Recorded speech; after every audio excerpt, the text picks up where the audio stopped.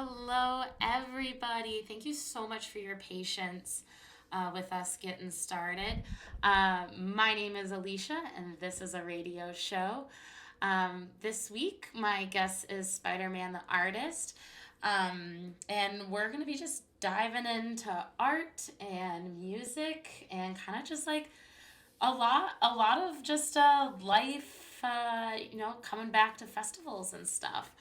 So, thank you so much for tuning in. Again, we're going to be active in the Discord, um, just chatting it up and having a good time. We have a thread going in there. So, if you would like to join the Discord, that is how you're going to win pins today. I'm really, really excited to be giving away this many pins. I really hope that most everybody who tunes in to the chat will have an opportunity to win. So, yeah, please, we have some Fuck Fentanyl pins. We have some large limited edition ones. And we also have Fuck Fentanyl, Fuck Cancer, Stand Up for Women's Rights, as well as Artist Spiderman's take on Dirty Bird, Excision, Dead Mouse, I Love Lucy, Ganja White Night, AT Aliens. I can never figure out how to say their name. I know what they're trying to say, but I struggle. Anyways, and then we have Wakan, some more Excision, and Cobra Kai. There we go. Obviously, that's a new artist to me. So yeah, let's figure out, where do I want to start? Well, so this is our first virtual interview. So if we have any other, if not any other, but if we have any technicalities, just be patient with us. We are figuring out as we go, which honestly, I don't mind. I like that it's y'all have created a safe space for me to come on out here and do this, and just kind of create content and talk about music and art and all the things we care about together in like a judgment-free zone. Like, I know I don't have to be perfect, neither do you. Yeah, so I also, just before we kind of get going today, I do want to plug an upcoming show that we have. We are putting on Sharks and Lasers on February 10th with Form Entertainment. It's going to be over in Northeast Minneapolis. They have taken us on to kind of help with marketing and promotion and bringing in all the cool people in our network. So we hope to see you guys at that. That'll actually be our guest for next week's episode, is Frank from Form Entertainment. And we're going to be talking about Sharks and Lasers. And Spankalicious is the headliner for that. So that's going to be a lot of fun. I actually went ahead and started following Spankalicious on social media just to kind of see what they were about. So I'm learning more about them as I go. And Frank will be on next week to talk about the show. It's a really cool space that the show is going to be held at. They're going to have themed cocktails. They're going to have some food there, vegan options. So Sharks and Lasers, February 10th. I really just wanted to share that with you guys because it's going to be a good time. So I also want to give this episode a little bit of a trigger warning. So the artist that we have on, Spider-Man the Artist, is I'll tell you the story about how I met him, and we'll kind of lead into a little bit about why I want to throw a trigger warning on here.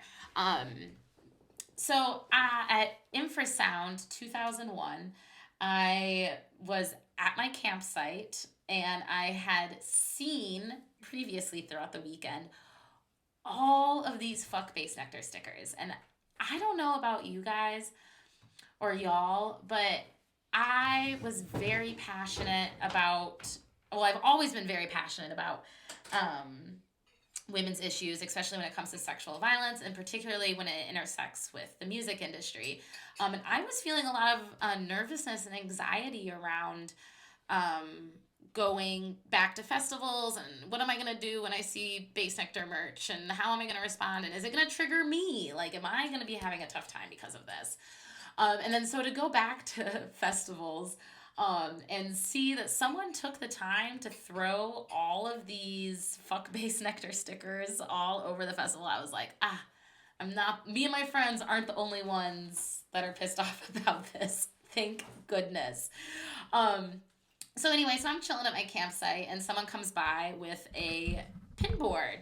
And I notice that there's one pin on there that says fuck Bassnectar in the exact same font I'd seen these stickers. And I don't know, maybe someone could throw up one of these stickers in the chat for us on Discord. But, so I see this as a pin and I was like, oh my gosh, like, I need this. I need this. I was like, where did you get this? And they were like, oh, well, I'm the artist. So I got a whole bunch of stickers from them. I was able to pass them out to everybody. I'm sorry. Did I say this was in 2000? This is 2021 infrasound. This was 2 years ago, not 12 years ago. My bad, you guys. So anyway, so I now have, Spider-Man on here with me. I'm going to go ahead and bring him on. And anyway, so I wanted to do a quick little trigger warning here, just so, it's a sensitive topic. It's tough. And I know I get worked up about it. So I want anybody tuning in tonight just to kind of be ready, Spider-Man, hey, hello. Hey, how's it going? Pretty good. I thank you so much for being here and sticking by while we kind of figured out the technology stuff. I'm super excited to be here, and it's fun. It's no worries at all. Yeah. So, real quick, can you just tell us about yourself? Just like the basics, the beginning. When did you start doing graphic design? And then when did you get the idea to put this many stickers up these past summers? I've been making art for like around 6 years. And it was a lot of stuff that actually went into me making the Bassnectar piece I did. Okay. So like I can start at the beginning of the story why I did it if you'd like. Yeah, sure. Yeah. What inspired you? Tell us about why you say fuck Bassnectar. I want to hear it. There's multiple reasons, and like the longer it goes, there's more reasons. But where it started was 2015 Lollapalooza.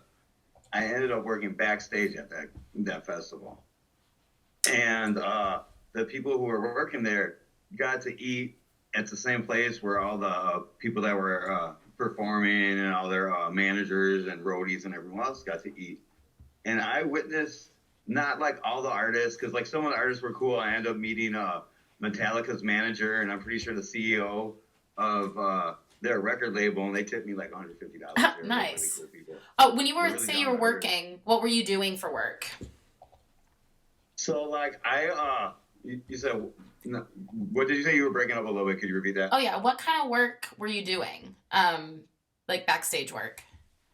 Okay, so like I was helping, like, I don't know, like if you ever been to like a festival or like a high-end party where they have these like restrooms where it's like marble on the inside, air conditioning, they'll have like satellite TV.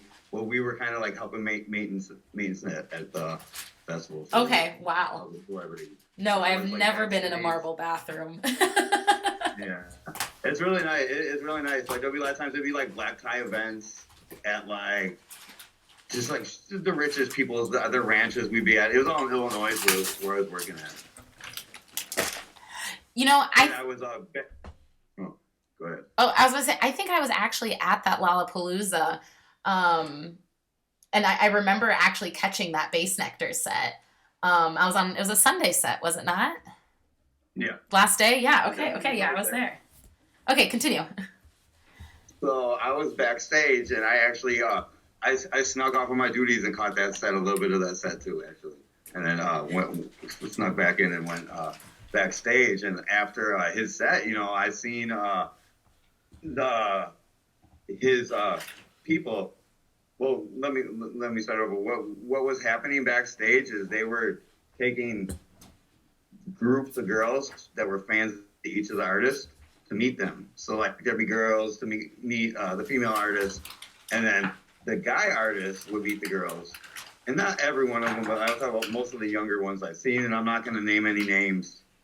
But they were like looking at the girls' IDs, trying to find a girl that was 18 years old, because it was really a lot of younger people at that festival.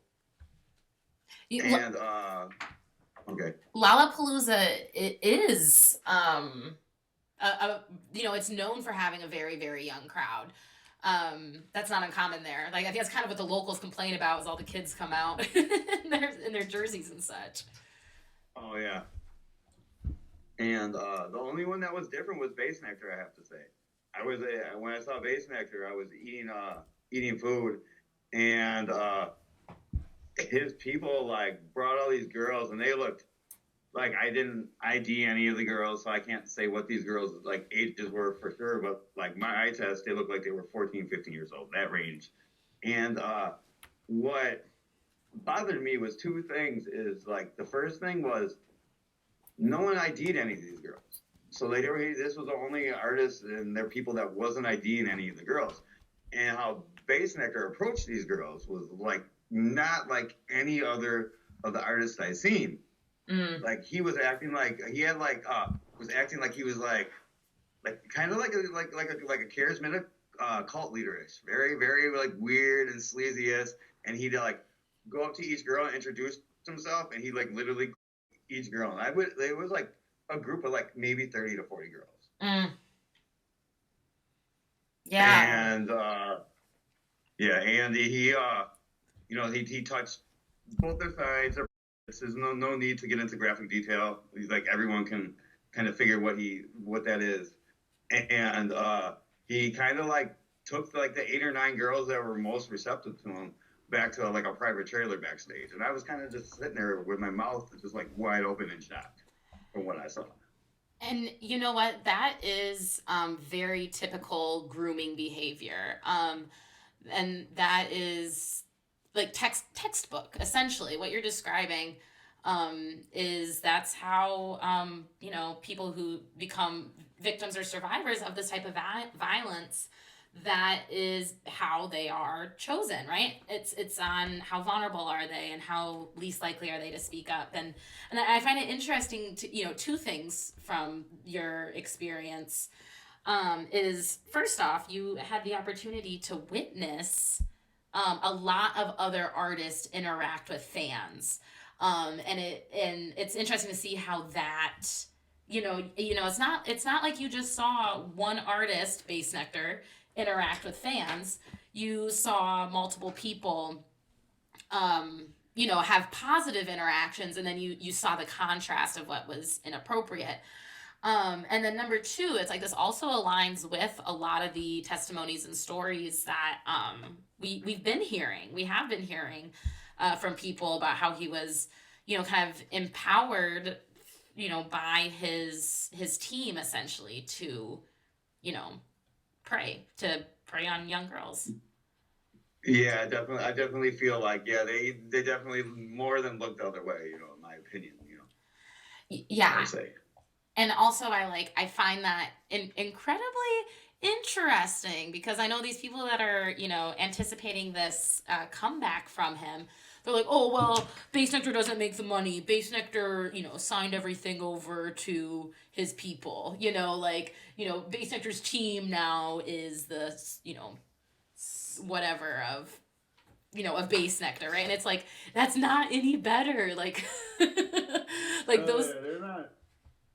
they're just not the smartest people on earth. They're really like, what I'm saying? Like, I don't want to like I feel kind of really bad for them, because like, all right, how we're talking about them now, and like how we look at them in that context, they're like really bad people, but they're really, really like hurt kids. There, a lot of them, they're people where the only thing in their life that was good was Bassnectar, and the fun that they had seeing Bassnectar, and the fun that they had hanging out with their friends that they met at Bassnectar shows or to see Bassnectar. So this hurts them at a personal level, because it's the only thing good about their life and their existence.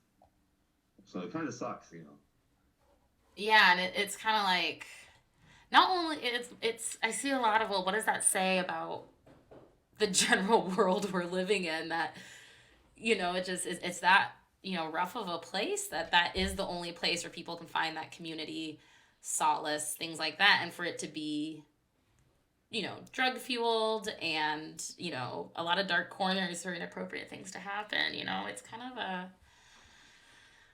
it's a tough one. It's a tough one. Yeah, it sucks. It definitely sucks. A lot of times, like I'll meet them at festivals because I seek them out, the Bassnectar fans at music festivals and a lot of the people on like the Reddit, the like really creepy Reddit, I probably either personally known before I was making art or I met at music festivals. Really? And like, yeah, they're so funny too. The Bassnectar fans, like they'll sit there and they'll threaten me like violence and all kinds of crazy stuff. They come at me online, and then they meet me, they buy pins off of me, and then I give them one of the fuck Bassnectar stickers, and they take it from me, and then like they go online and like talk smack about me or whatever afterwards. But it's like they're just utterly ridiculous. Oh, it seems a little two-faced. Yeah, it's funny. Ooh. Well, hey, we started off on a kind of a rough note. Why don't we light the mood a little bit with our first pin and giveaway? You want to do that? Cool. All right. So here's what we're doing, y'all, for our pin giveaway. We want to make this as easy as possible for people to win. So what you'll need to do to win is go ahead and join the Discord chat. Just be in the Discord chat. And I think, maybe we should, we have one Fuck Bassnectar pin. We have a bunch of Fuck Bassnectar stickers. Let's, the first person to comment in the chat, I believe Survivors, is going to be the winner of one Fuck Bassnectar pin and one Fuck Fentanyl pin, and then their choice of a pin supporting another artist. So, first person as of now to jump in that Discord chat and type, I believe Survivors is going to be our winner. And yep, so there's only one winner of the Fuck Bassnectar pin since there is one. And then first person to comment will get reached out to by Jenna, which is our show producer. She'll go ahead and get your address so we can send that out. Let's, kind of keep this momentum going. And so like while that happens, Spider-Man, so we connected a little bit about this before the show, but you and I had met at Infrasound 2021. And you said you had an interesting experience. You had an interesting experience with the staff there and stuff. So, I want to back up just a little bit, maybe before we even get to Infrasound. So first off, how many stickers do you think you've printed, that say Fuck Bassnectar, and how many have you stuck? I've printed 16,000 Fuck Bassnectars and 10,000 Fuck Fentanyl so far. Oh my gosh. I can't even conceptualize how many stickers that is. It's really funny. Like I'm one of like the biggest graffiti artists in the country, and I don't even do it anymore. People I just mail it out. Like when I made last year, when I made like a batch, I made 10,000 Fuck Bassnectar and 10,000 Fuck Fentanyls. I mailed out it's like 80 to 90 people across the country that like tag or hand that stuff out for me. I haven't been doing it. And like the Bassnectar fans, they blame me for every single sticker because like I told you, they're not that smart, Well, they gotta blame somebody, right? Like if they can't look at the person doing the harm and see where that harm's happening, and they can't look at themselves for being part of the problem for perpetuating, obviously this is all Spider-Man's fault. I think they're kind of smart. Yeah, they're on it, on the case, Oh, awesome. Well, it looks like we have a winner in the Discord for the Fuck Bassnectar sticker.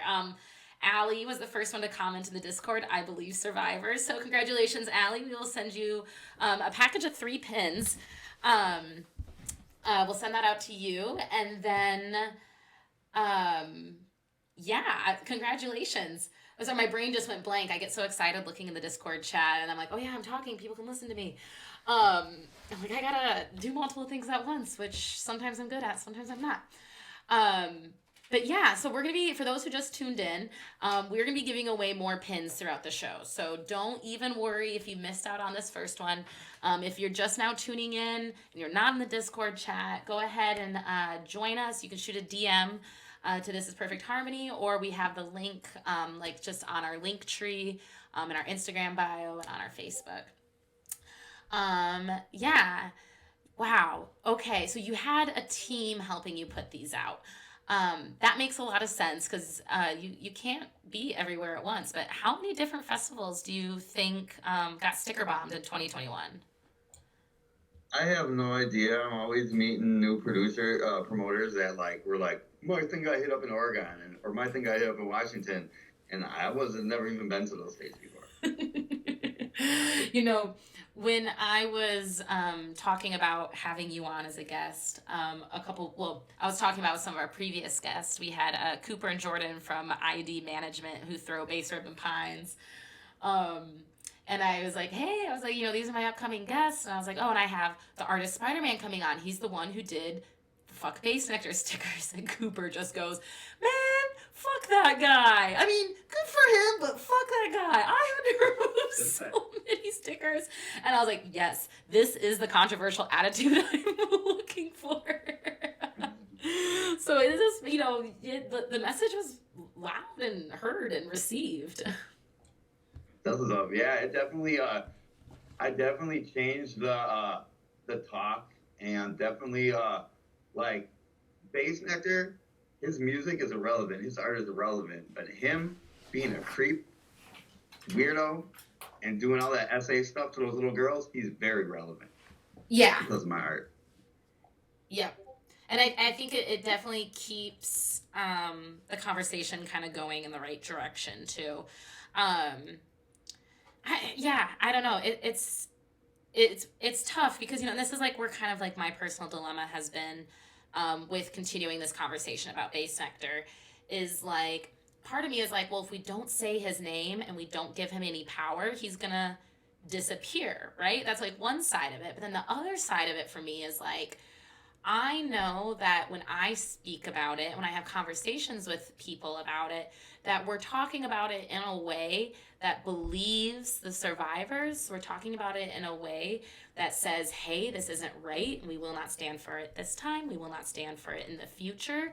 And, I get worrisome. Like, if the only people out there talking about Bassnectar are the people excited for his return, and those of us who are like, nah, aren't chiming up, what kind of message does that send to people who are maybe like on the fence or have never experienced something like what he's done, or has never encountered the situation before, and they don't know which way to turn if all they're hearing is the fans' voices, like shit, like, so I'm like, do we get louder than them? Do we just hush up? But so I really appreciate kind of what you're doing, going at this, so you told me, so Infrasound, you were actually at that festival, so you have made your way to Minnesota. Welcome. Yeah. Oh yeah, thank you. I love Minnesota. It's fun. I'm from Milwaukee originally. Okay, that makes sense. Yeah, because it's kind of a niche scene out here. So yeah, being from Wisconsin would kind of make you a little more privy to it. So you're in San Diego right now, correct? Yeah, I'm in San Diego. I've been in here out for the winter. I wanted to come out here to see what's going on and meet the people from the Fentanyl San Diego that I've been letting use my art for to make clothing. And I ended up finding a hippie spot on the beach where I can vend. So I've been vending on the beach, hanging out. I love that. I absolutely love that. So tell me a little bit about tell me what your interaction was putting up the stickers at Infrasound. I keep teasing the story, but I just I've been I've been frequenting those festival grounds for years. So I just get giddy when I hear little stories like this. So yeah, tell me a little bit about what happened when you were stickering. So at Infrasound, that was towards the end of the season, and I was at that point, I was really feeling really good about the fuck Bassnectar. I really made it really big. It had blown up and went viral so many times. So I was kind of in my celebration mode, and I was feeling myself. So I went really hard at the Infrasound grounds. it was to the point where like the head of security and like the promoters were on the golf cart, and I just walked by him and like glue one of the stickers onto the golf cart, and they were just like furious about it. Like, it was funny. And then, like I said, they did. So I tagged it all weekend. I ended up meeting you, which is pretty cool. I'm still kind of like blown away that me and you are talking like this, doing this, which is pretty cool. Same. But so I tagged it everywhere, and then at the end of the weekend, like I put away all my stuff, and someone that like knew me through one of my socials messaged me and wanted to get some stuff. So we met up, and we were walking to my car, and security came up on me, and they asked me if I was Spider-Man, and I told them, yeah, I'm Spider-Man. And they were like, well, the owners of the property, they want to talk to you. And I was like, okay, well, let me put my stuff away, and I was gonna come meet them. And they were cool about it. They let me put my stuff away. So like right then and there, I knew like security wasn't trying to give me a hard time, because they weren't like sweating me about putting all my pins and stuff that we walk around selling away. And I ended up meeting one of the guys that was on me, came up on me. He was head of security, and we ended up talking. And he was like one of the people whose wives knew about my art because of the Me Too movement. I don't know how the Me Too movement picked it up or whatever. No idea about the Bassnectar stickers, but like I said, that year there was 6,000 of them, like all over the country. So why I put them in certain places at festivals that everyone sees, and then people take pictures and videos, and it goes viral way beyond my hand that I have any control of. That's wild. And you said you also helped them clean up the stickers post-event too, yeah? Yeah. So I was talking with Sully, so we were riding on the golf cart, and he kept on telling me that like I was like more famous. Man, you're more famous, or you're more famous than you realize. And it was pretty funny, but I was busting their balls and acting like, I don't know what they're talking about. I've been like a regular person my whole life, up until like I was like my late 30s is when my really art took off. So like I'm more of like a non-egotistic, a regular person. I'm like the people's champion. I'm not like a art god. Yeah. But yeah, so he ended up taking me to go meet the promoters, and we talked to him, and I told him like why I was doing it, and then like how I was doing it like that everywhere in the country, and they ended up laughing, and they ended up buying one of the Fuck Bassnectar pins off me, and I gave them some of the Fuck Bassnectar stickers, and then I went and met the owner of the property, and like they saying he like ended up shaking my hand and thanking me for doing what I was doing. He was just like, the only issue they had is he said he had like a wedding there in the next week or so. So then it says fuck everywhere, and it's a really Christian area. So I was like, okay, I'll help you take everything down. And he ended up buying a pin off me too, one of the Fuck Bassnectar pins. And his employees now, when I go there, they buy my art and give it to him. He collects my art too, which is pretty cool. I ended up meeting his wife's neck. They were really nice people. I love that. I love that so much. Yeah, so I waited the next night. I went and saw Charles I for the last time that night, and then I helped them clean up the stickers. On topic but off topic. So I bought a shirt at that infrasound, and I've like held it so close to my heart because it has Charles I's name on the back, and that too was the last time I saw him. I can't find it. I can't find it anywhere, and it's been like 2 months or more. It's killing me. It's killing me. You're meant to find it eventually. I'm setting that intention. I'm also setting the intention that I find my G. Jones beanie. I've been missing that for like a week, and I'm like, why is it always my favorites? Okay, so you know what? Real quick before I jump into my next question for you, let's do another pin giveaway. Cool. So let's do. I'm staring at them up on my pin board right now. Let's do a fuck fentanyl and a stand up for women's rights. How does that sound like for a combo? Spider-Man, give them a phrase. What phrase should they comment in the chat if they want to win stand up for women's rights and fuck fentanyl? Fentanyl awareness. Let's do fentanyl awareness of the face. All right, first one to comment fentanyl awareness will go ahead and win stand up for women's rights and a fuck fentanyl pin. Okay, so Spider-Man, tell me, what's your favorite type of music? Like, what kind of music are you into? Do you listen to? Because we've talked a little bit about Gem and Jam. We've talked about, infrasound. But where does your heart lie with your favorite music? Man, like being from the south side of Milwaukee, I grew up listening to hip hop and rap. But like I love EDM, I love drum and bass, I love techno, I love jam band, I love bluegrass, I love funk. Like I love all of it. I'm more of a person who likes an artist over like a genre of music. Okay, that's fair. That's fair. So who are some of your favorite artists right now? Uh, uh, uh Billy Strings, Mm. Widespread Panic, Mo, Dark Star Orchestra for like the jam band scene.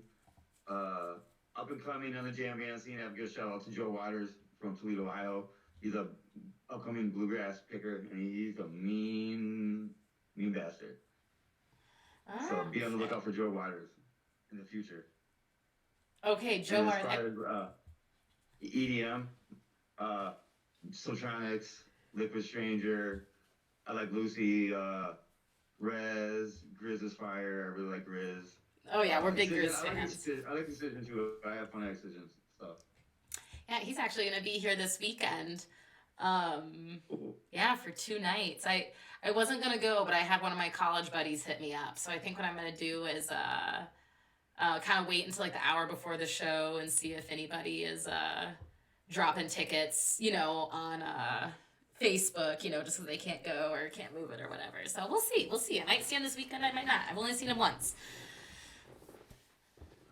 Yeah, I see him at Lost Lands all the time, and he headlines like so many festivals. Yeah. What years did you do Lost Lands? Like the last I think 3 years. Oh wow. Okay. Yeah, I did 2017, and I have not gone back since. Yeah, it's a lot of it's a lot of money to make for me as an artist. When if you make money off your art, it's a good one for that. Oh, I bet. It's I bet. fun. It's fun. What I really like about like Lawrence is so I go to these all the time. I see Excision a bunch of times. I see Soultronics, Liquid all the time. So like I'll catch one Excision set during Lost Lands, and then everything else it's like DJs from like other countries I've never heard of before. It's so amazing.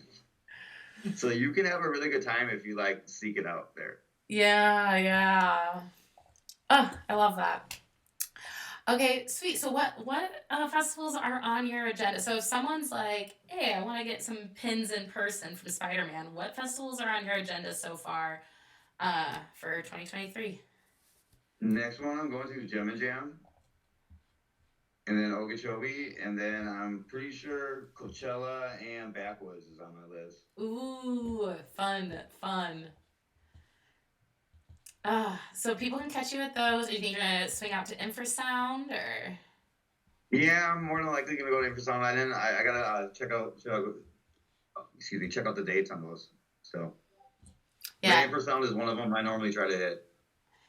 yeah, and I can see, infrasound, and similarly, even though it's different types of music, but similarly to Lost Lands being an audience that really is into the pin culture, and really into stuff like that. Um, okay, so let's do another giveaway. Why don't we? Um, Cool. yeah, I mean, I'm just like, I just looked at the clock and I'm like, oh, we're sneaking up on that halfway done and we still have so many to give Oh yeah. away. Ooh, okay. Um, let's do let's do one of the middle finger Fent ones, so it doesn't quite say fentanyl out all the way. Let's do Yeah. one of those and a fuck cancer. Let's do one of those and let's just get a fuck cancer in the chat. First one to throw a fuck cancer in the chat. They'll get that, a fentanyl pin, and then also a artist pin of their choice. So yeah, let's do like packs of 3. How does that sound for pins? What do you think about that, Spider-Man? Oh yeah, that's good. I don't Cool. care. I want people to have, saying my art is cool. If you want to thank me for it, just I'll have a bunch of pins if you ever catch me at a festival. If not, no worries. Give me a follow on social media. It's no big deal. Perfect. And then we also have been throwing up some of your handles in the chat too, so people should be able to find that. Yeah, while we're going. Sweet, yeah, let's see the fuck cancer, who's gonna win? Oh, I just realized this whole time I've had earplugs plugged in that weren't plugged into anything. Jeez. All right, let's pull these down. And then for those of you who are not or just tuning in, actually, I don't even think we said this in the beginning, but we have some really massive pins of the White Rabbit and Fender that we're going to be giving away as well. And I'm really, really excited about those. I had no idea the value of those Spider-Man. I mean, I'm like a very minor pin collector. I've waited in line once for a pin drop at an event. I snag them, and I used to do the whole like flat bill cap filled with it until it started hurting my neck. Now I have a jean jacket I keep them all on. But I had no idea the value of these massive ones. You said they average at value of $250 each? Yeah, the rainbow glitter and the gold glitter of my 4-inch pins, they normally resell for like $180 to $250. That's not the price I sell them for. I like to sell mine for like either $30, $40, depending on the price of the like the festival I'm in charge to go there. And I try to seek out like the collector and not let a flipper, someone who, because like a flipper is someone online who doesn't care about the artist's art and they'll buy it and then they'll charge an obnoxious price to someone who wants it because it's a limited edition. So how I know like those pins resell is I wholesale them to my friends that are vendors, so I let them make that kind of usually the extra money or the resale market money off of it. And I just let mine go for $30, $40 because like I said, I want to seek out as many collectors, people that love my art. That's more important to me than like making every dollar I could off that art piece. Yeah, it's really about just getting it out there and into the hands of people, Yeah. and that's the what you're describing. I feel like is that same struggle that we're having right now with like ticket scalpers to these events. You know, it becomes more about the money than the art. We kind of lose a little, I don't know, a little bit of that I don't know why we're here. You know, when it's getting Oh upset. yeah. Yeah, it's supposed to make a pin is something you're supposed to buy that makes you happy, not something that's going to make you rich. It's kind of ridiculous. Yeah, so I want to hear a little bit more about this Fuck Fentanyl campaign. When did you get started designing that? So what happened when I made the Fuck Fentanyl art is at Big Dub 2021, one of my really, really good friends ended up doing a bunch of cocaine, and the last bump of the night was fentanyl lace, and he ended up dying from it. And it really affected me greatly that year when I was doing all the Bassnectar stuff. And finally at Okeechobee, I decided to make that drawing, 2022 Okeechobee. That's when I drew that. And I dropped it during Okeechobee, and in my Facebook group, I think it got like, it's over 200,000 views it got before Wow. they kind of like throttled it and stopped it. Yeah. Wow. So then at what point did you get teamed up with Beats Overdose and the San Diego movement? When did this turn into something that wasn't just art, but also, you know, funneling into this larger cause?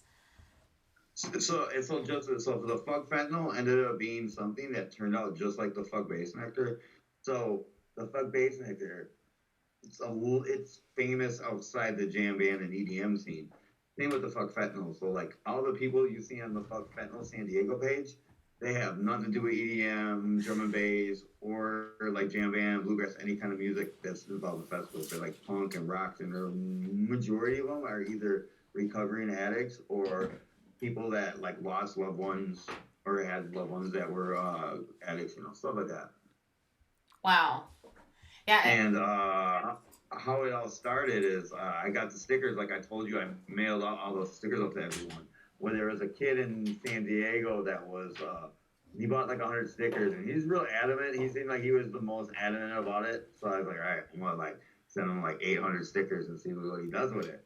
And it like pretty much started the fucking San Diego. Like there's a video on his Instagram and TikTok where like he made it when he got it, and he was just like awestruck kind of by like getting that, like almost overwhelmed by getting that much stickers, you know what I mean? It's like, and they took that and sold a bunch of those, gave a bunch away, and that's what started the money for the Fuck Fentanyl San Diego movement. So they've been using my art to make clothing, and they end up funding 4 nonprofits, and like a couple of them have to do with like fentanyl and like recovering addicts, and the other 2 are like homeless. Like one's like a homeless shelter, and one's like a food place for homeless people. And I may be wrong. Like when eventually you get to when you talk to the Fuck Fentanyl people in the future, they can like give you more of the details on that. Oh, I love that. Yeah. Oh, that's awesome. It's definitely something that I'm trying to spread all over the country. It's not just in San Diego. I want there to be like a Fuck Fentanyl Bay Area, Fuck Fentanyl LA, Fuck Fentanyl Twin Cities in Minnesota, Fuck Fentanyl Milwaukee. There needs to be like, you know what I'm saying? This message needs to be everywhere in the country, I feel. It does. And I also think, there's a lot of there's a lot of people pushing, the harm reduction, test kits, the naloxone, like all this different stuff. But I think it's like getting the message to the scenes and to the people is like a whole other battle. It's like, yes, we're getting these products out there and this message out there, but now we need to get it like into the hands of the users, essentially, or the unintentional users is really what that is. Oh yeah, well, like fentanyl awareness, it's really 2 things. So like when I first made it, I just thought it was people with the fentanyl-laced drugs, but what I ended up finding out is like if you use any kind of opiates and you use fentanyl one time, so you can use a fentanyl-laced thing. Now it ends up like frying or burning your receptors to the point that only the fentanyl works for your addiction. So you could shoot heroin and it's not going to do anything for you. Wow. I had no idea. That's intense. Yeah. So the only way we're going to be able to stop people dying from fentanyl-laced drugs is stop the people wanting to do it recreationally. Because then there'll be just less of it. It's supply and demand. Yeah. Unfortunately. Yeah, I wish I would have gotten some more like info and stuff pulled up, even to get it like, just to throw out some more, statistics and stuff like that for our listeners. But yeah, it's tough. It's really tough. It's really bad all over. Like I travel all over the country, and I went to this festival in, I think it was Vermont, called I can't remember, like Jerry Bear, some Grateful Dead thing. It was a really, really small one because it was like an off week. But like all the people there, they were really cool, and they told me like it was 1 out of 3 people in New England, that's like those 3 states, are on fentanyl. No. And like it was a beautiful state, and like it wasn't like the other states where you see people in the streets. So like the idea you have a fentanyl addict or someone who lives on the streets is like people who have jobs staying in their house and they're just staying in the house and do fentanyl. Yeah, but it's so not. That doesn't, Yeah, what I hear you saying is it's not as stereotyped as we're led to believe. No, yeah, it's way more used as like, yeah, the stereotype of like a drug addict is like not what you what they lead you to believe, like through the media or whatever. I have like definitely in my family, like one of my dad's sister, she was like into heroin, so she was a heroin addict, and his brother was a crackhead.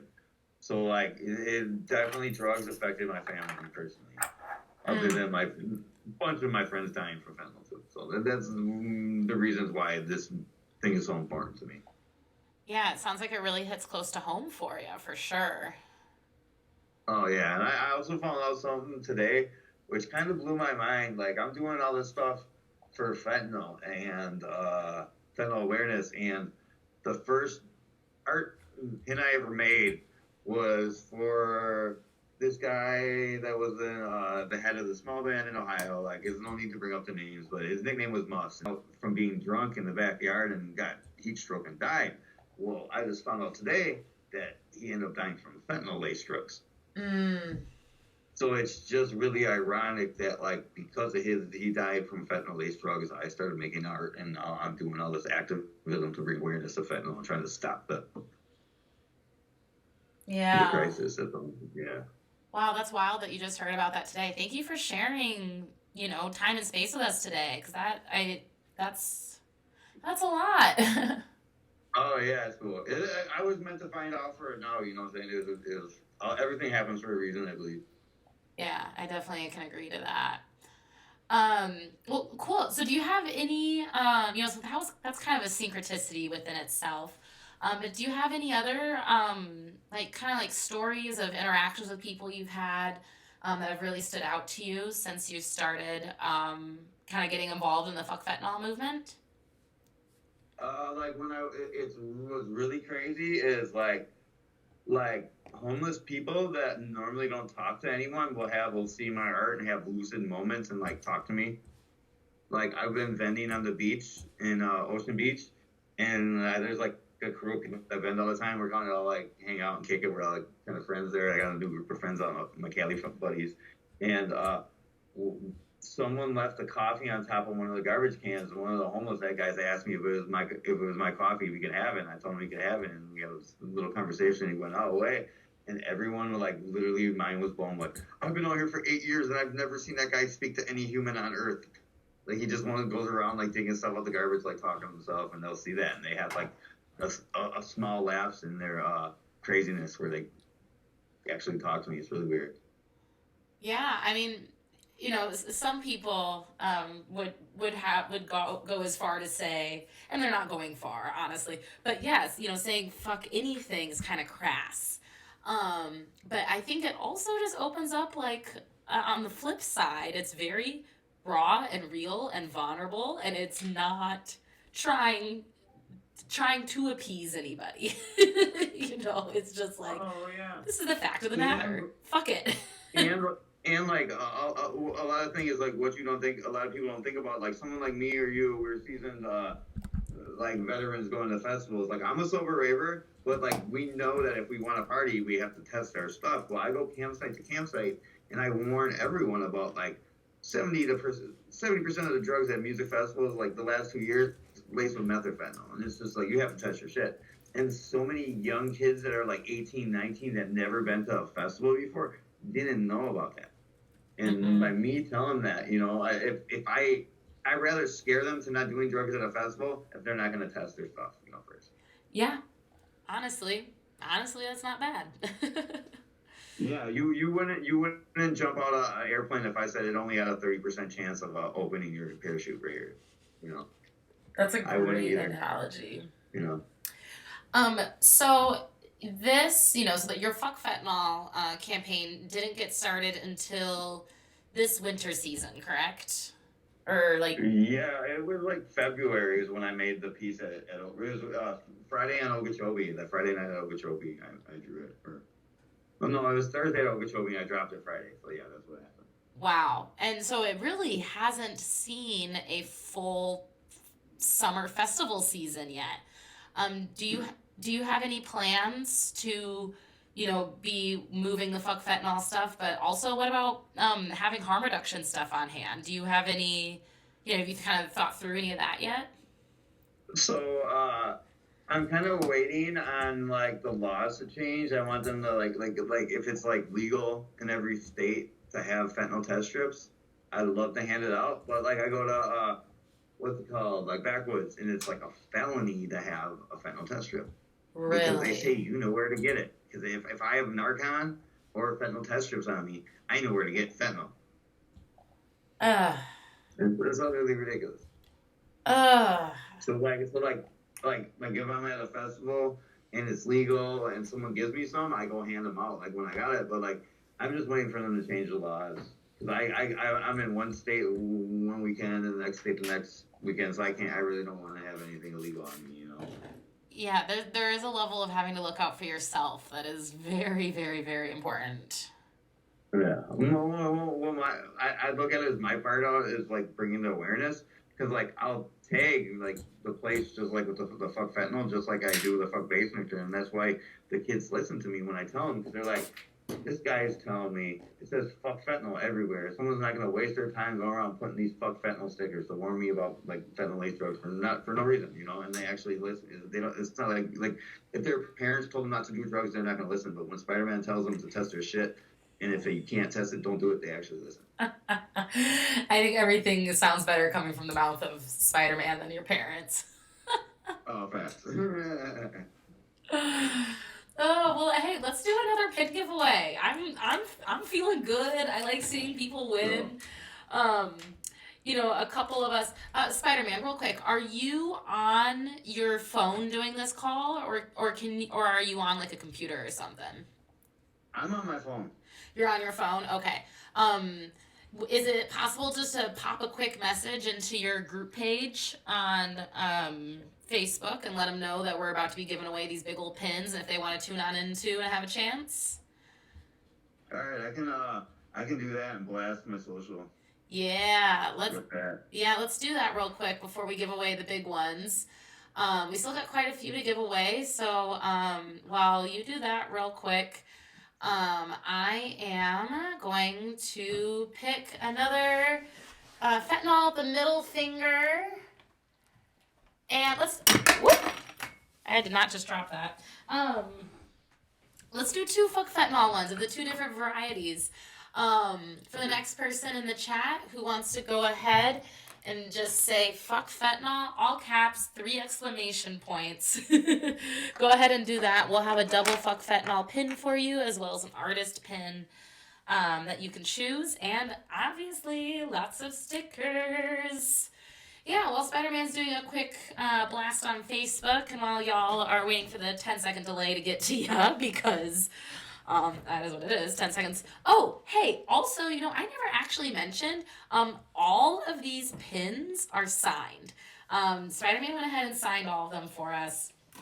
So not only are some of these unreleased yet of different colors and variations, but they're also signed.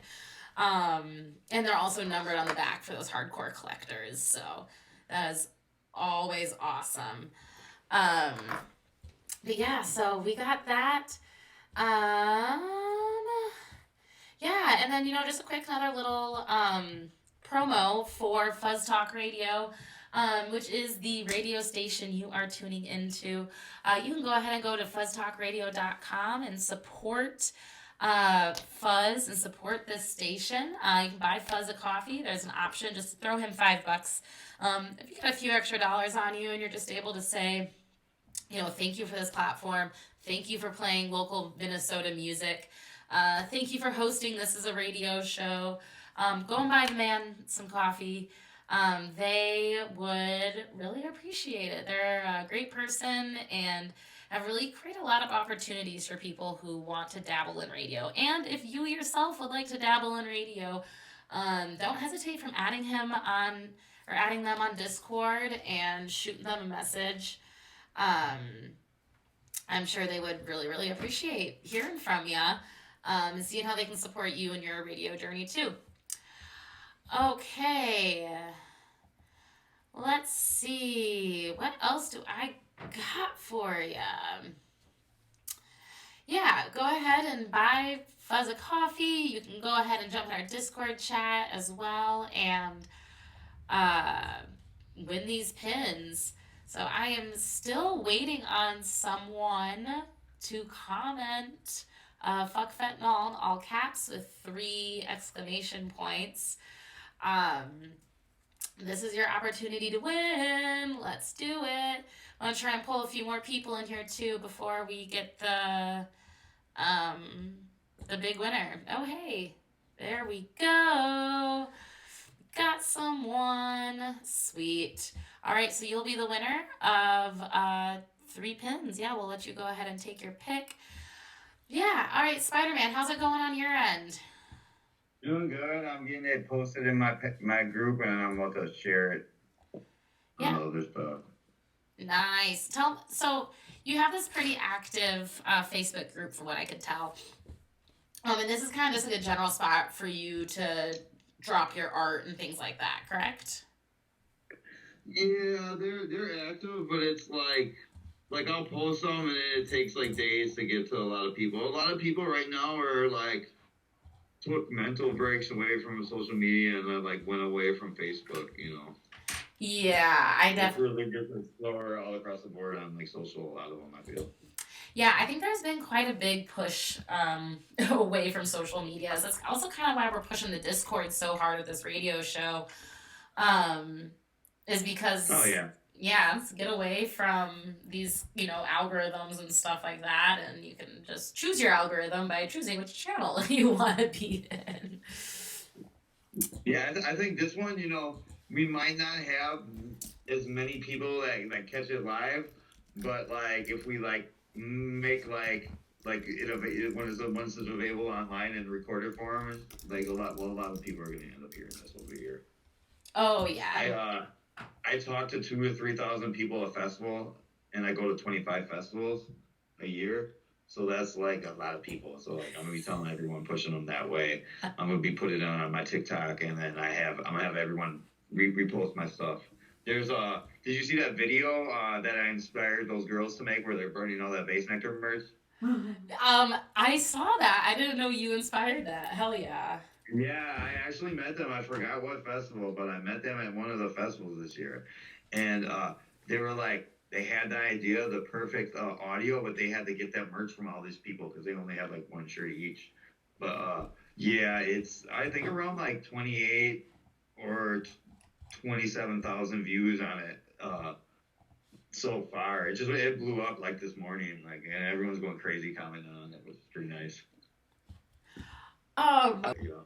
well, in movements like this, it is really important to center and highlight those who are most impacted by this, and that just gets so wild for me when some of these fans get so defensive, I guess, about wanting to still be a fan of Bassnectar because it's like you think you're the biggest victim here. Like, not only are these people who are directly victimized by him more impacted by this than you, but also like, and I speak as also a survivor of sexual violence. Like, even the conversation and the discord around this topic, it hurts, and it brings up a lot of my own memories and my own experiences, and it's like, oh, boo-hoo, like, you have to give up an artist. I have to be reminded every single time I see someone not believe these people that there's people out there who may not believe my story. And like, it's just like, yeah, so I think it's really cool to see these people, women and non-binary people and people who are more statistically more likely to experience sexual violence, really rise up and kind of say screw this or fuck Bassnectar, fuck Oh all these yeah, different things. that's a very little known fact that a lot of people know, but Spider-Man has a big Pride army. So I have not just gay people, but all the different Pride people that help me take the Bassnectar stickers and spread my messages around. So my both message of fuck fentanyl and the fuck Bassnectar is very very loved and very very supported in the Pride community. Yes, yeah, you know what? And for movements to be successful, they need to be, yeah, represented and supported by people of all different types of backgrounds, most definitely. And Yeah, all inclusive, and like I definitely have a lot of like like Pride people that buy stuff from me, and they're always either really nice to me or really nice to me and pretty funny too. So like I have nothing bad to say about them. Love it. Love it. Yeah, okay, so I have a confession. Okay. I still have my Bassnectar merch. Because I don't know what to do with it, right? I have two no, I have one no, I have two Bassnectar shirts, one Electric Forest shirt that has his logo on it, and then a big old pin of his logo. And I don't know what to do with it, but this is the most cringe thing is one of those shirts, and I coveted this shirt for so long and I wanted one so bad, was that stupid party with respectable women shirt. And then it I know. had the bass drop logo in the O of women, and I wanted that shirt so bad. I finally found one. I had it for like a year and a half, maybe 2 years before everything came out. And I feel like that one deserves an extra burn in hell. Like it needs like, I mean, I don't know. Like, do my listeners want to like have a mass burn together and burn our Bassnectar stuff? Like, what are we gonna do? Can we do this together? Because you know what I mean? Like, I love seeing those girls' videos because like I need to do something with mine. I need to do something. Yeah. It's time. Make a statement. That's a piece of art what those girls did. Yeah. Just because it wasn't drawn or a video, they're as much artists as me, like graffiti and Bassnectar all over the country. They're as much a legend as me. There's 2 ways you become legends. Everyone tells you're a legend, or someone that is a legend says you're a legend. I say they're legends, so like so be it. Like they're amazing to me. I don't care what no one said. Yes, I wish you could see me right now, like fist bump in the air. Like I'm all about that. You know, if anybody wants to throw that video up in the Discord chat, that would be awesome. Just so those who haven't seen it can see it, because it's good. It's good. Yeah. Also, anybody can slide into my DMs if they want to burn Bassnectar merch together. You know, another idea I had was doing a trade. Like once we got more merch for our brand, telling people if they want to send us their Bassnectar merch, then we'll send them something in return. You know, like so if they send us their Bassnectar pins, we'll send them some of our pins. If they send us, you know, a shirt, we'll send them a shirt. And then I just have everybody's stuff, and then I could burn it all myself.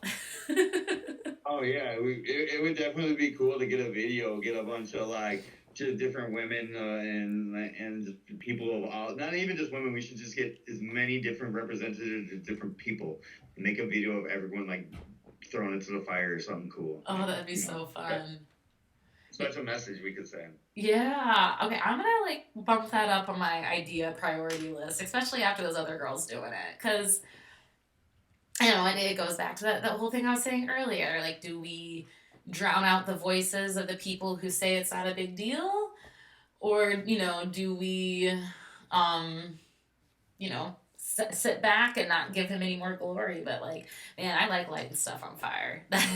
Yeah.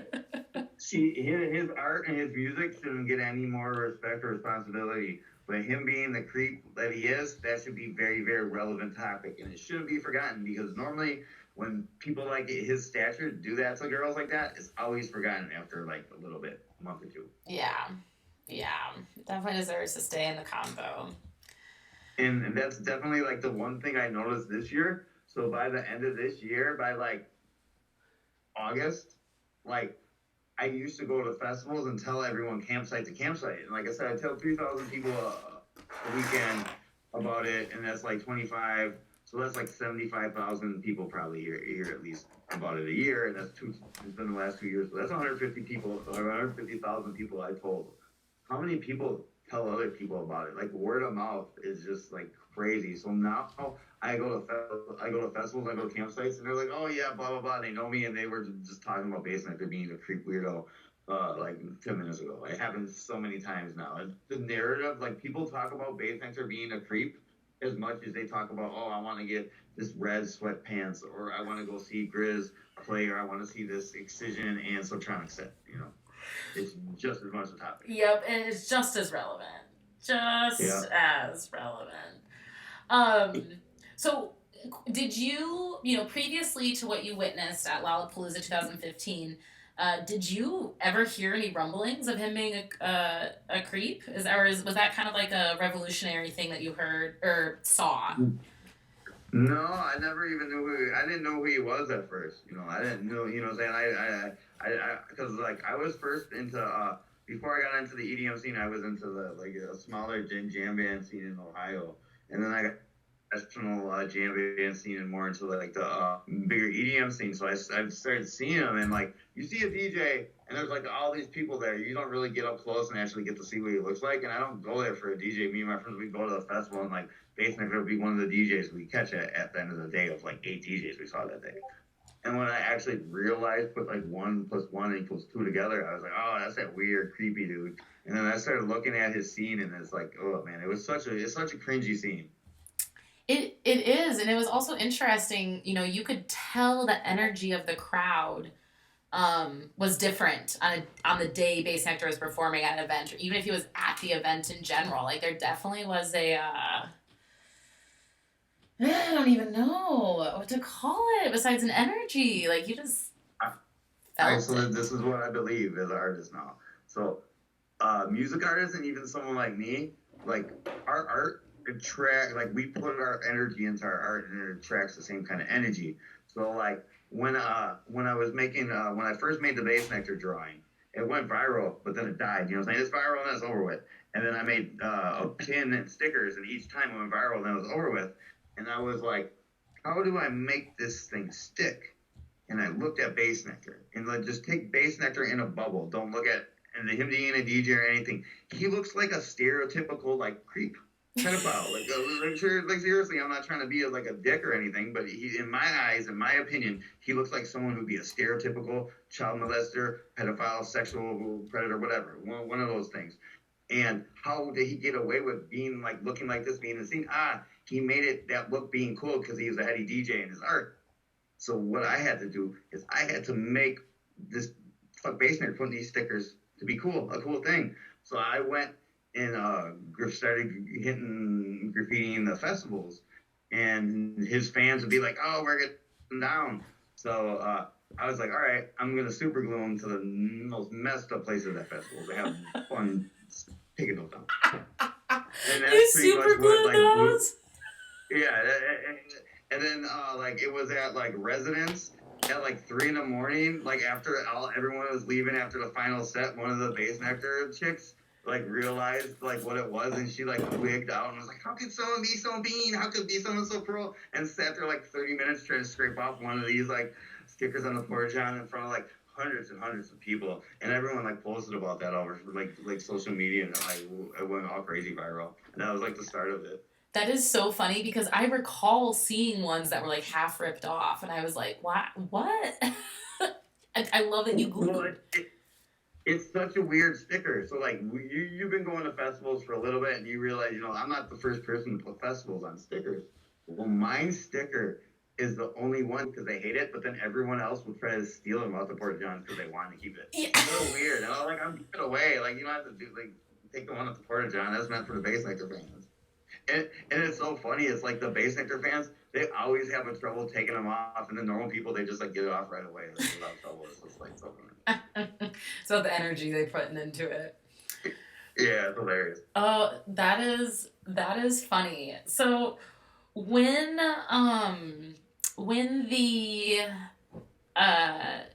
downfall started to happen, what were kind of some of your thoughts? Like when you, because it only took him 6 days after the account was created, and then recordings came out, and then he was done. Right? What were you kind of doing over those 6 days? What was that like for you?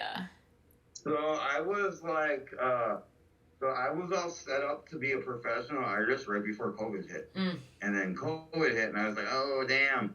And me being a person, I had to like figure out something to do with my time, so I ended up getting a couple of jobs just to have like something to fill my time. And like I was delivering pizza for Domino's when my art blew up, and my art blew up before right around the same time Bassnectar and everything him came out. Like there's this like I said, I would go to these festivals and the small time like there's a small time place in Ohio. Well, my art got so popular on that scene that the bands started hating on my stuff, and they went online and blocked me. They had this chick block me, and they had like the person that makes T-shirts for them, the merch person, and she went online and told all these people that I stole all my art from her and everything I drew was really stole from her. So they did all this stuff trying to slander me. So they were like, "Oh, we ruined his career, this and that." And at the same time, the exact same time on Instagram, and you can go on my Instagram and look at my first or second post with Sotronics and all this other stuff. Sotronics peoples and Liquid Strangers, either them or one of their peoples that run their account, shared all my art on their Apple Play and Spotify to like millions of people. So I have people from Brazil, Argentina, like Australia message me telling me they're getting my art tattooed on them. Wow. Wow. So it was crazy. So then that happened, and then the Bassnectar stuff happened, and like I was mulling over like making a fuck Bassnectar piece for a while, and I didn't really know how to go about it. Like I wanted to do it, but I was like, oh, I gotta things to like do a really nice piece. And I was at this festival in Tico Time. This was like Tico Time, a reggae festival. And this is this little resort that started throwing festivals in the Four Corners area of Utah, Colorado, New Mexico, and Arizona. And I met this Native American graffiti artist who was graffitiing these hats, and I was like, he was just cool as hell. His art was like dope, so I was like, bro, graffiti me the Artist Spiderman like hat. And he did it, and I was like, bro, I like this. I'm gonna draw my own version of it, make it my logo. And he was like down, so we kind of did a collab on the my logo. So I drew my logo that night, and I was like, I want to make my fuck Bassnectar just like this shit. And that was like the inspiration for my fuck Bassnectar. And I dropped that, and like it turned out like one of the girls that like was following me and was a fan of my art before I made the fuck Bassnectar was actually one of Bassnectar's like victims. Mm. And she's someone that interacted with him since he was 12, like spent so much money on him, like devoted their life to them, like, and he just was like total, oh my god, you've heard the phone calls. Yeah, I have. Yeah, so like it's just total creep. It's like dating your dad. Like it's so horrible. Yeah. Like he wants you to look at your homework. Like who does that? Like it's so weird. It is, and I just that this feels very full circle too. That I don't know that there was a moment of validation for that person who was victimized, and having being familiar with your art and then that coming out. It's always really cool to like see who's in your corner. That's awesome. Yeah, definitely. She's definitely one of my inspirations. But I have to say, within the 2 years of me walking around selling art at music festivals, I've met around like 15 girls that he like had like sexual relationships with or tried to when they were like 14, 15, 16 years old. And like another probably group of 20 groups of people that told me that like, oh, one of my friends. And like, I mean, I don't have no idea if those people were telling me the truth or not, but that's just like what people are telling me, Yeah, and so everybody has a story, right? And I believe the stories, honestly. Like, why wouldn't you believe the stories? It's just wild. It's like because when we have these people that are sitting there on the internet and saying whatever variation of I don't believe survivors. They're not out there on the ground. They're not out there communicating with these numbers of people, kind of like you have, to see like, no, this is a pervasive problem. Like this is something that has impacted a lot of people. I think one of the first times I heard of someone having beef with Bassnectar was Electric Forest 2000. What year was that? My friends had ADA camping because Marcus broke his foot. Oh my gosh. Yeah, right? Super lucky. They did that. They had that at Electric Forest. And like one of the ones you walk the most at. Yeah, right. But yeah, so I remember being at their campsite and someone gave a piece of candy to one of them that said Bassnectar smokes mids. And this must have been like 2016, I want to say. I want to say this was 2016. And we were like, ha, ha. And at the time, like we're all, Bassnectar fans. It's like, what's up with this? And the dude told a story about how Bassnectar tried to steal his girlfriend when they were younger. And I was just like, oh, okay, like whatever. But like now, thinking back on that story and now hearing about how he, literally preys on people, especially young women. I'm like, well, yeah, actually, I kind of believe that Bassnectar tried to steal your girlfriend when you were younger. Like, that doesn't seem so out of left field. Yeah, that don't surprise me. He's total, like, if you understand what, like, a lion or, like, a hyena or something that's an actual tiger, that's a predator, what they'll do is they'll, like, look at, like, a group of, like, gazelles or deer, and they target either the young or the old or the sick. They go for the weak, you know. And like the girl I met at E-Forest this year, she was like, yeah, Bassnectar. When she see I did the Bassnectar pin on my board like you did, she was like, oh yeah, she thanked me for it and told me that she was one of like the dudes, the girls he tried to creep on. She told me that she had to block him on all her social medias when she was 14. And she was like a smarter girl, because think about like he picks the right victim. Like a girl's like 12, 13 and thinks that like Bassnectar is talking to her. They should realize, you know, that like why is like this guy is supposed to be the biggest DJ in the country? Why is he interested in me? I'm just a kid. And so he picks the right one who have bad parents. You know what I'm saying? It's really bad. Yep, and that's what a predator does. They choose prey, the weak. They break them off from the pack. Yeah, it's yeah, it's just, you know, and there's so much of it that's textbook. That's literally just, it's a lot. It's a lot. Yeah. Yeah, like one of the things, like, all right, so like one of the side effects for me, like my art becoming like very, very well known, is I met a lot of promoters. And that's like the one thing that all the promoters I talked to consistently said, like, this guy, Bassnectar, would have like hundreds, if not thousands, of like the hottest girls at the festival. All adults wanting to have sex with this guy, would have done anything for him. And he'd be like, no, I'm not gonna do anything with him. And he'd stay by himself. And he'd be like, he would never like do anything with. What we found out, realized why it was like that is because he was like grading girls' homework or doing other stuff. But yeah, it's like it's just like it's gonna be such a big thing. I feel like with the R. Kelly situation, even though he's in jail, we're coming out that there's more girls and more girls and more girls. I just feel like it's gonna be something like that, where it's just more girls and more girls and more girls are gonna start coming out and saying that this was you know, happened. Like all right, so like that video I told you about, that with the girls burning the merch on TikTok. Well, since that video went viral, I got messages from 2 girls that said that they were victims of Bassnectar. Wow. 2 girls have never been together. Yeah. It's like 17, 18 girls total, you know. That's absolutely wild.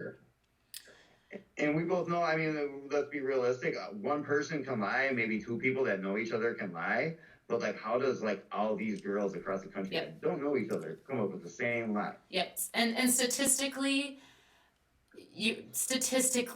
someone is not going to lie about sexual assault. Like it doesn't happen. It does happen, but it doesn't. Nobody does it for fame. Nobody does it for clout, because we can see that people who come forward about this don't get flame. They don't get clout. They get dragged through the mud. They get, you know, verbally attacked. You know, they get all this different stuff.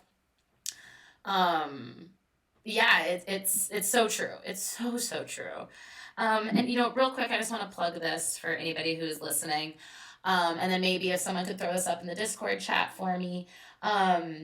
So there's an Instagram page called Industry Watchdog. Industry. Yeah, music. Thank you. Music Industry Watchdog. It's formerly the Evidence Against Space Jesus page. You can reach out there or to the Evidence Against Bassnectar page to be connected with resources. I know we're kind of talking about a lot of heavy things, and if you're needing to, you know, get support, to be connected with a community of people who have experienced same or similar violence, if you have been victim to anybody in the music industry, those are great places to go. I'm also going to drop the info for RAIN, the Sexual Assault Network hotline. That's also a great resource. You can also find a crisis line in your local area. If any of this conversation has been tough for you today, just, you know, you can even reach out to me if you would like. You know, just reach out to somebody. These are tough conversations we are having today. And so if you need any support in any way, I would really like to encourage you to reach out to either of those Instagram pages or reach out to a hotline in your area or RAIN. You can seriously just Google like sexual assault hotline. And then, you know, Google, being as googly as it is, will be able to connect you to a local one, or you can call RAIN and then they'll dispatch you out to a a center in your area, just, for someone to talk to, and they can help you kind of figure out what you need next. So I do just want to throw that out there. I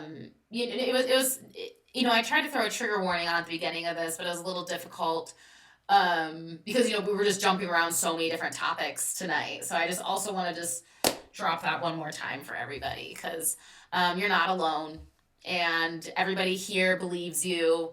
Spider-Man believes you. I believe you. Everybody in this Discord chat, they believe you. And I hope that, if you're tuning into this tonight, you believe survivors, all of them. Yeah, it's tough. It's really tough. Just take a deep breath over here. Get in my feels about it.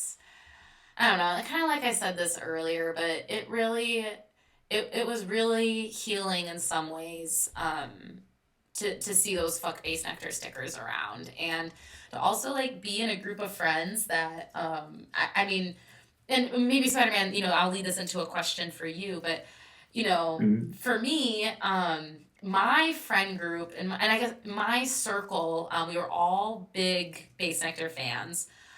We're all big bass music fans in general. But my crew, let me tell you about my crew. As soon as it became knowledge that Bassnectar was a creep, the whole gang was like, nah. And it was so amazing. It was such an amazing experience for me, because it was like, indirectly, when my friends were saying we believe Bassnectar survivors, we believe that these people were harmed and this was an injustice that was done against them. In code for me, I was interpreting my friends believe me, like my friends believe my story. And I also want to tap in on why it's so important that we're not slamming the victims of Bassnectar on the internet, because you never know who is reading that. And statistically, 1 in 5 women have been victim of sexual assault, and I personally think that statistic is higher. But that is the official statistic. But so Spider-Man, for you, what was your social circle's reaction like? I know you dabble in other types of music, but did anybody in your immediate circle, like, did you have to give them the boot for not believing these survivors, or what was that kind of like for you? No, actually, well, I mean, I actually do know, like, I had one person, he was like an associate of mine. He's not really a friend. I tried to get him to make some patches for me, and it's kind of funny, like, this speaks on the type of people who, like, troll hard for Bassnectar. This guy, huge Bassnectar fan. I went to his house 2 times for 2 hours, so I spent 4 hours of my life at his house, and I only met him once at a festival. And he spent all but like maybe 15 minutes arguing with his roommate over the most mundane, stupid, pointless things, just to argue and fight and bicker with someone. Like, he like enjoys like arguing and bickering stuff with people. It's so crazy. Like, I've never experienced anyone like that. Like, so like, the Bassnectar fans, they're like touched people. Like, the people that like these people, they put their personal feelings and like their taste of music before like the feelings and like sexual assault victims. That's not a normal human reaction. Yeah, kind of like centering themselves on it. Yeah, and their experience. Nothing else matters but the bass music and the headiness. It's ridiculous. Yeah.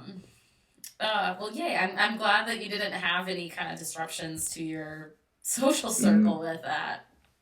No, like my friend Joe, like he liked Bassnectar, but he was just like, your friends, like, we ain't, you know what I'm saying? Like, we ain't fucking with him no more, we ain't messing with him. He told me we had, like, there was a couple of girls we know, like, that, I think, like, 2 of them he tried to creep on when they were 15, another one he tried to creep on when they were 16. So, like, those are all, like, 3 other people. I'm not even including the numbers I gave you before, actually. Yeah, so he told me about that, yeah. And then, kind of like what the genius was of fuck Bassnectar is, like, if you look at Bassnectar outside the bubble of the EDM scene, he's known, but he's reviled. Like, no one likes him, or his fans. And then inside the EDM scene, if you take out just like the Bassnectar fans, he's reviled. And then now, because of all that stuff, like you said, all the people who liked him hate him. So the genius of the fuck Bassnectar is I just united all the hate for him. It doesn't matter if you hated him 20 years ago or just started hating him now. It's fuck Bassnectar. And that's what made it so genius. It's funny you say that because so my parents, God bless them, try really hard to understand this music thing I'm into, this music festival thing. And so they were in Colorado, and they took a tour of Red Rocks. And they, called me up and they were like, Alicia, that artist that you like, Bassnectar. I'm like, Bassnectar? They're like, yeah. And even on this tour of Red Rocks, the tour guide was talking about how much Bassnectar sucks because the volume of his music caused some structural damage to Red Rocks. Like that was Bassnectar did it? Yeah, there was something. I wish I could remember exactly what it was that they were told that they shared with me.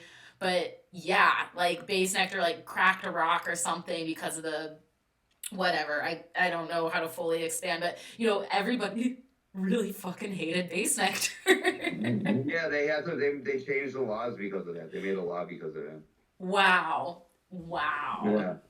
I didn't know it was Bassnectar. I heard everyone would always say it was a different artist. But I heard about that incident, so I didn't. It's kind of funny that it was actually Creepnectar. Well, I heard from my mom, who heard from a tour guide, that it was Bassnectar. Oh my gosh. Well, hey, I got a couple more pins before. Well, actually, so Spider-Man, what do you think we should do?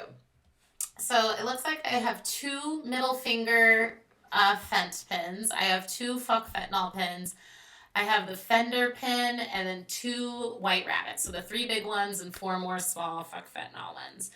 What do you think? Should we give these away? Should we do the big pins as like just they win that single one, and we let people who maybe entered earlier in the contest and won different pins jump back in, or should we do them kind of as a bundle? We can do. Let's take out. Well, let's take out 2 of those pins and give those away separately, and then give the rest of the bundle. Okay, sounds good. So 2 of the little fuck fentanyl ones, yeah? Yeah, that'll work. Okay, so let's do this. If you are in the Discord chat right now and you have not won a pin yet, let's get the first 2 people to chime in. How's that sound, Bassnectar? Oh my god. How's that sound, Spider-Man? I just said Bassnectar so many times. I just like, ugh. I also haven't said that name this many times in a while, so it kind of feels good to get out. Yeah. I got used to it. I gotta talk to him. I gotta talk about him all the time, but it does take a toll on me. My favorite part, one of my favorite things about the fuck Bassnectar shit. So like when I first started doing it, I was like, I realized that this is probably gonna be like a long thing, thread out thing. So I had to make it fun. I was like, I'll make it fun to do because it's not fun what happened to all these girls, but dunking on Bassnectar for what he did is gonna be fun. So I gotta do it all the time. And it's just like, oh my god, like it's the funnest thing in the world. So like I kind of like planned a little like his comeback and everything. It was kind of like what I planned. So I like encouraged everyone to like attack him online to the point where he only went to Reddit because it's like a echo chamber.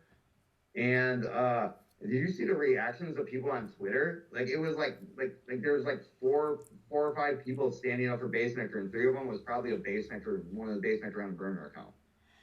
Probably. Right? Because like I'm not the only one that said that. I had him. He was like trolling me for a while. He was like trying to like stand up for himself, like because I was constantly dunking on him on Facebook, and it was like there was like 3 or 4 accounts that it was like the same person just typing, and it is just the same entitled like asshole, but he wasn't that smart, but he's used to just getting his own way.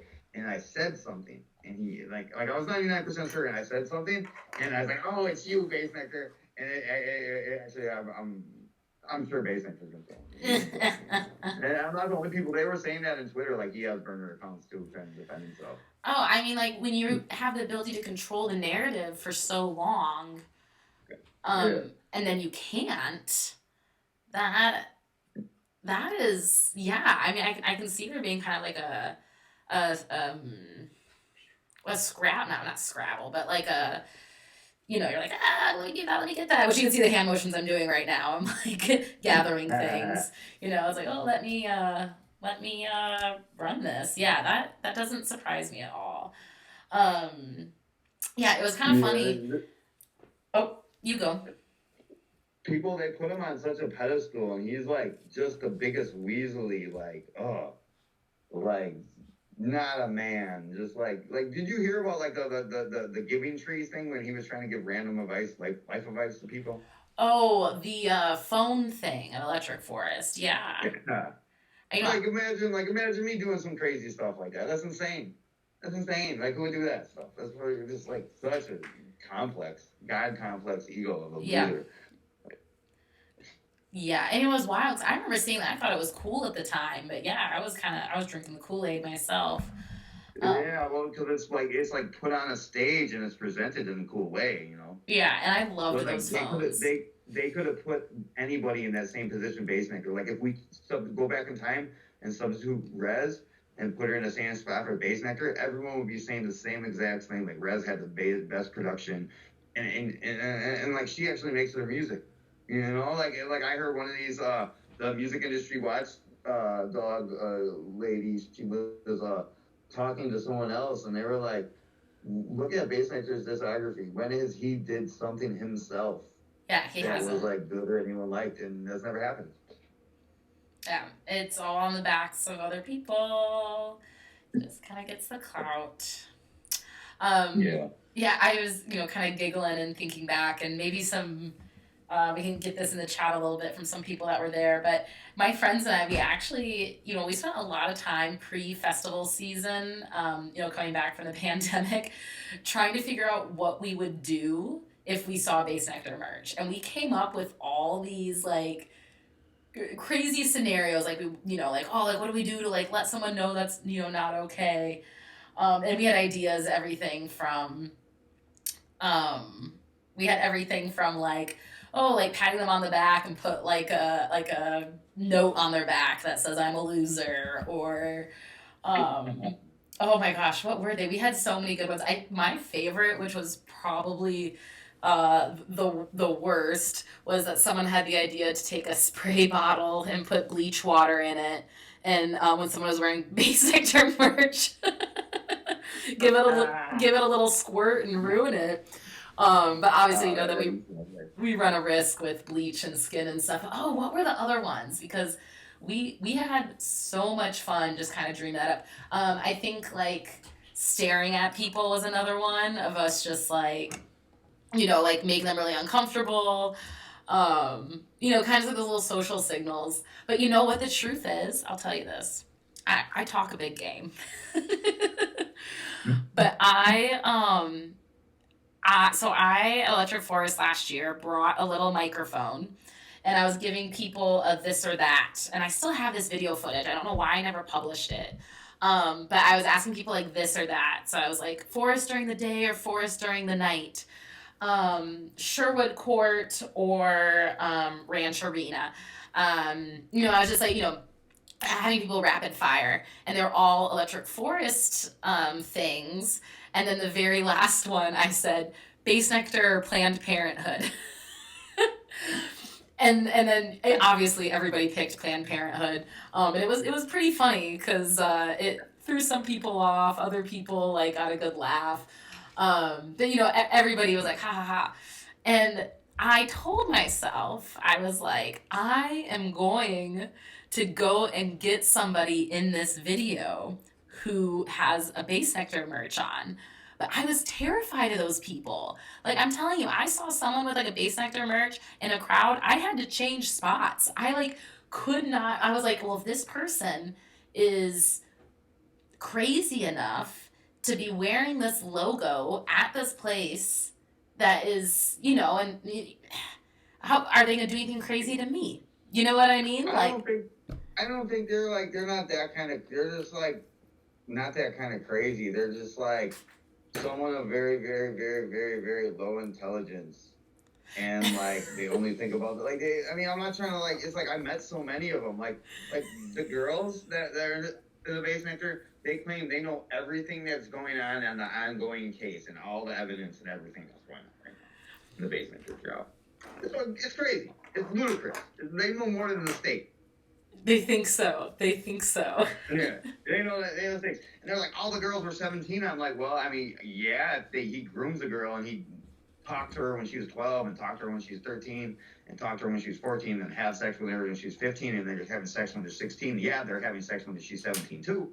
But the problem is everything else. It's just they're just like so. This is like I feel bad for them, but I also like love dunking on them with two hands every time. I love that. It's like, they're not crazy, they're just stupid. I got in an argument with, and this was like super random, but someone was skateboarding by my house middle of summer in a Bassnectar shirt. So of course I got into a screaming match, and literally by the end of the that wasn't a conversation. By the end of the screaming match, after all the neighbors came out, my roommates had gone back inside and like made drinks and came back out to sip them while I'm having this conversation, air quotes. And the dude actually admitted by the end of the conversation that I was right. And I did not expect that. Like, I didn't think, like, it was just so wild that they stood on such loose grounds, I guess. Like, it was wild. But that's probably the only like time I like confronted someone about Bassnectar merch, was like from the safety of my own backyard. I purposely seek them out, like I'm from the south side of Milwaukee. I've done boxing, kickboxing, mixed martial arts for like my whole adult life. I'm not someone who picks a fight, but I'm not someone who's scared of confronting. And like they're all like I said, a majority of them are like exactly like that person you said. They just in denial. They live in their bubble and they haven't been confronted yet. And once I confront them, they like turn onto my side. The ones that don't, it's not like ever a violent confrontation, because they know deep down inside they're wrong and they feel bad. They just don't care. But they're the type of people like Bassnectar could break into their house, kill their mom, kill their dad, kill other brothers and sisters, and they'd still be in denial. They'd see it all, but they'd still be in denial.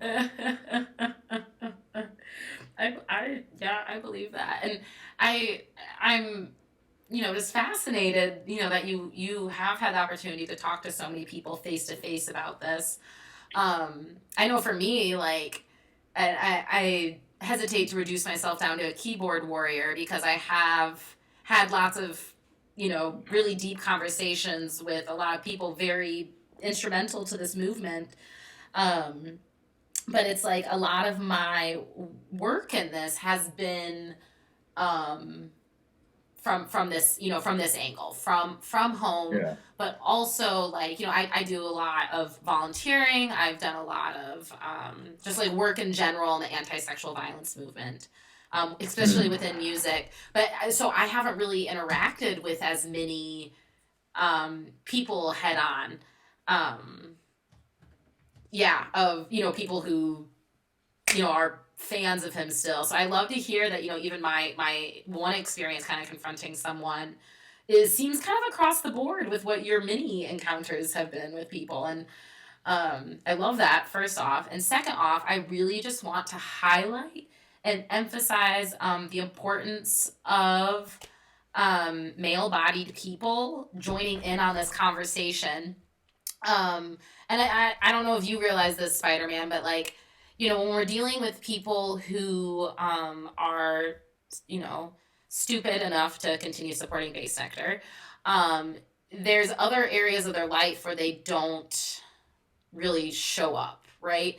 And so, like, if they're like, so hearing these messages from a man, or someone that they identify with in some way, is a lot more impactful than someone, say, like myself, who is a regular advocate against sexual violence. They don't want to listen to me.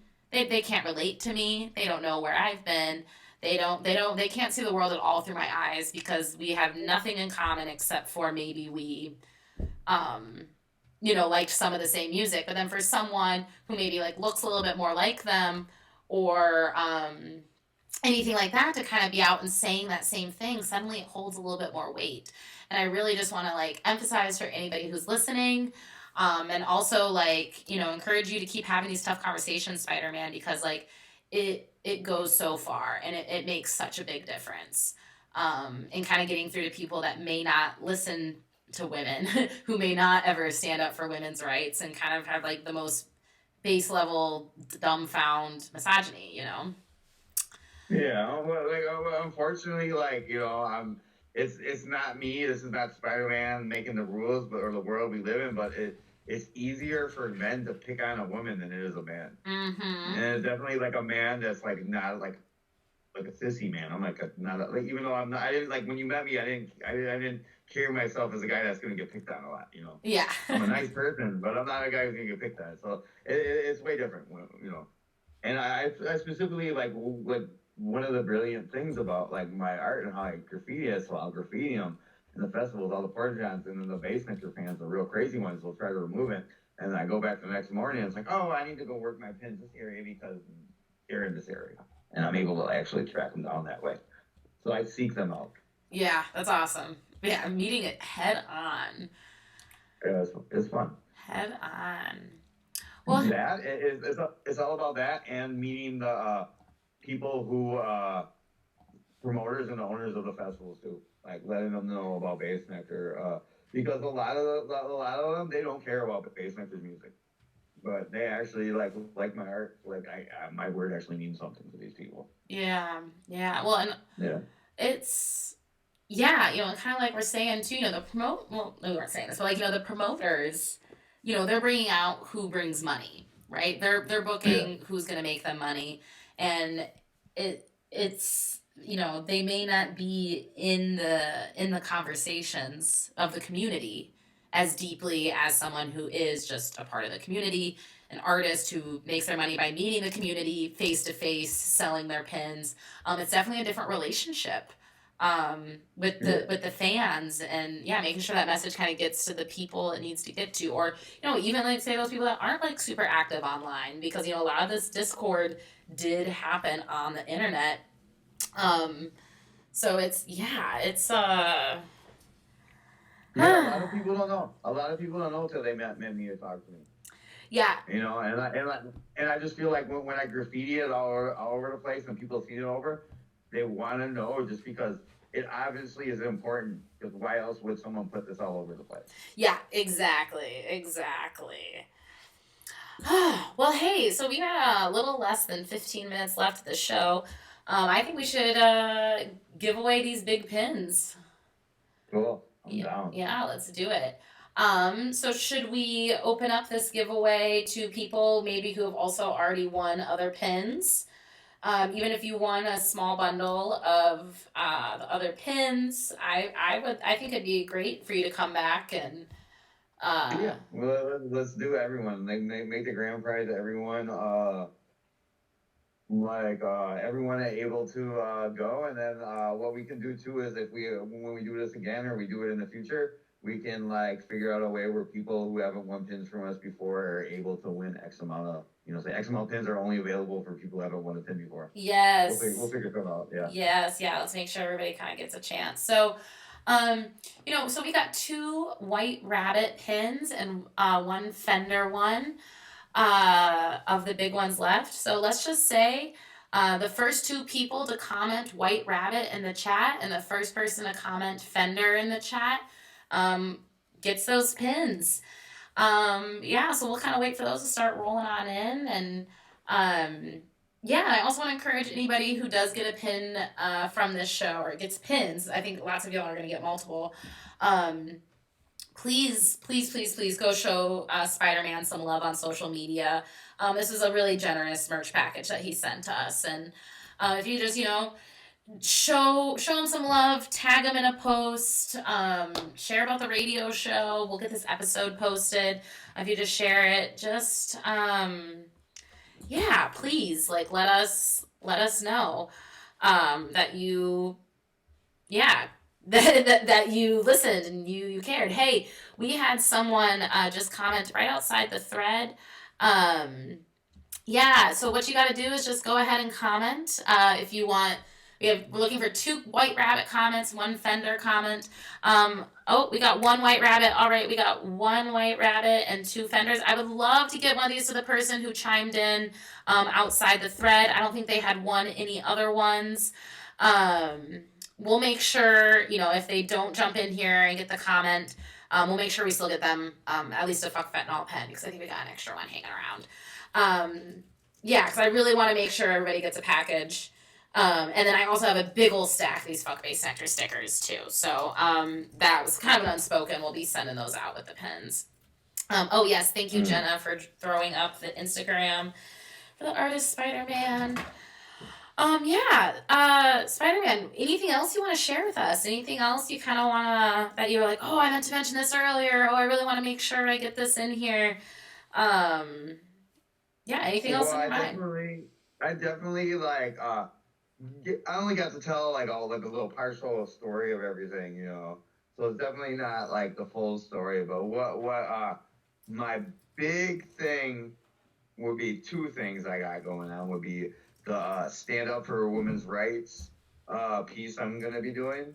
And I think I want to do that is something kind of different. Like I would like the fuck Bassnectar piece. I like spearheaded it and I like blasted it all over the country. I want to sit back with that one and I want to put that in the hands of women. Yes. I don't want to tell people what women's rights was. I just want to be the artist who sparked the fire that caused the conversation. Yes. And you're just, what you're saying is so spot on to these movements. Like, movements need to be survivor led. And that's you're preaching, you're just preaching right now. I really, really appreciate it. So if there are some, survivors, women, non-binary folks who want to chime in on that conversation and kind of want to be a part of helping spread your art, is there a way they can get a hold of you? Is there like anything, I guess, is there anything you have, sorry, I don't know what I'm trying to ask exactly.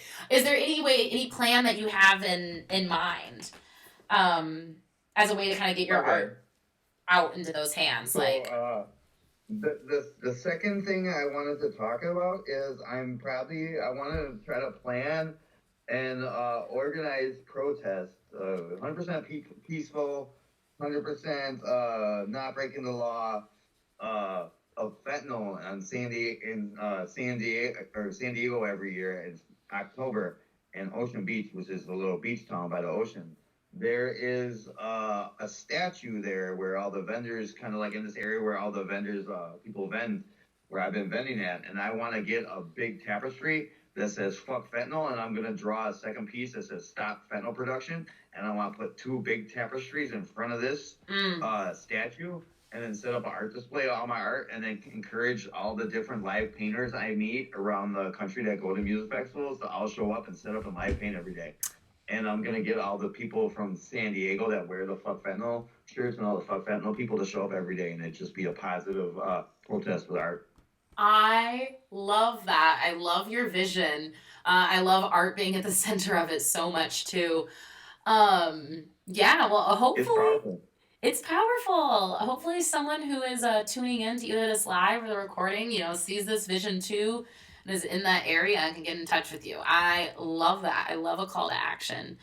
And I'm also planning to make 10,000 fuck fentanyl new fuck fentanyl stickers that are outdoor stickers real soon. A bunch of the fuck Bassnectars. I'm going to be drawing a cancel Bassnectar. So I have a PG Bassnectar piece, anti-Bassnectar piece. And I will be making stickers of fuck Bassnectar stickers. And I will be, if you go onto one of my social media sites, it doesn't matter, message me. Let me know you want them. When I make them, I'm going to be mailing them out to people. You'll get like a 50 or 100 pack, or if you want more, I'll send you more of them. Hell yeah. We're going to get this to make this happen. It's a team sport. It's not just one person. I'm just like the quarterback or the coach. I love that. I know for sure, we'll definitely be getting a package from you for stickers here in Minnesota, and making sure we get that message out there because we got quite the scene here. So, Oh yeah, I hope that we can. Hey, like, cause like I'm not in that area, so I would definitely need your guys' help. But we should like, if you can link me up with some of the nonprofits out there, I'd love to like let them use my art, just like the people in San Diego. Maybe start a Twin City Fuck Fentanyl Twin Cities, just like there's a Fuck Fentanyl San Diego. Yeah, we've worked with an org called Steve Rumler Hope Network. We actually brought a harm reduction training to a music festival with them, and yeah, that might be fun, worth reaching out. Our audience was a little new for them, um, but definitely that was the first place that came to mind. We can definitely start making some of those connections happen. Oh, that's what's up. Yeah. Oh, awesome. Spider-Man, thank you so much for joining us. I was so excited and so nervous for tonight. Just because, like, this is an issue near and dear to my heart. And yeah, just thanks for, kind of keeping that message going. A little teaser for our upcoming episodes. I'm wanting to do, so, we have an episode set to air the day after his new album comes out. And I'm really hoping to use that episode as a chance to kind of highlight different artists and stuff that he has nubbed. So, and kind of giving power back to those people who may not have, may have not been heard or seen as well. So I know you and I have connected about an artist that you're aware of. But yeah, so anybody who is here, for the Bassnectar Discord, we're going to be doing this again in a couple weeks. And a little different of a format.